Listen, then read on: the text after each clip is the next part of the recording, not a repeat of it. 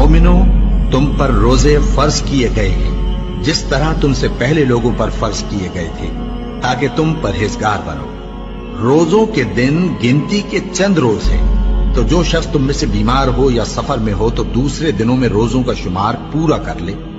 और जो लोग रोजा रखने की ताकत रखें लेकिन रखें नहीं, वो रोजे के बदले मोहताज को खाना खिला दें। और जो कोई अपनी मर्जी से ज्यादा नेकी करे तो उसके हक में ज्यादा अच्छा है।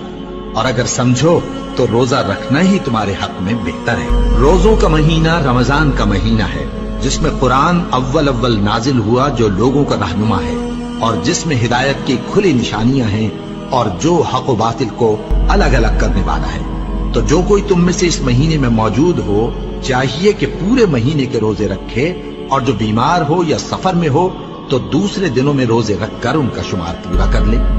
अल्लाह तुम्हारे हक में आसानी चाहता है और सख्ती नहीं चाहता। और ये आसानी का हुक्म इसलिए दिया गया है कि तुम रोजों का शुमार पूरा कर लो, और इस एहसान के बदले कि अल्लाह ने तुमको हिदायत बख्शी है, तुम उसको बुजुर्गी से याद करो और उसका शुक्र करो। और ऐ पैगंबर, जब तुमसे मेरे बंदे मेरे बारे में दरियाफ्त करें तो उन्हें मालूम हो कि मैं तो तुम्हारे पास ही हूं। जब कोई पुकारने वाला मुझे पुकारता है तो मैं उसकी दुआ कबूल करता हूं। तो उनको चाहिए कि मेरे हुक्मों को माने और मुझ पर ईमान रखें, ताकि नेक रास्ता पाएं। रोजों की रातों में तुम्हारे लिए अपनी औरतों के पास जाना जायज कर दिया गया है। वो तुम्हारी पोशाक हैं और तुम उनकी पोशाक हो। अल्लाह को मालूम है कि तुम उनके पास जाने से अपने हक में खयानत करते थे, सो उसने तुम पर मेहरबानी की और तुम्हारी हरकत से दरगुजर फरमाई। तो अब तुमको इख्तियार है कि उनसे मुबाशरत करो।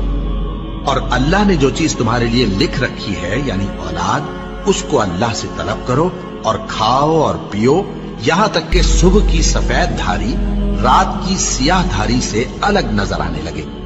फिर रोजा रखकर रात तक पूरा करो।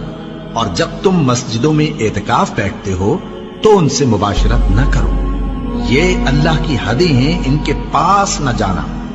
इसी तरह अल्लाह अपनी आयतें लोगों के समझाने के लिए खोल खोल कर बयान फरमाता है, ताकि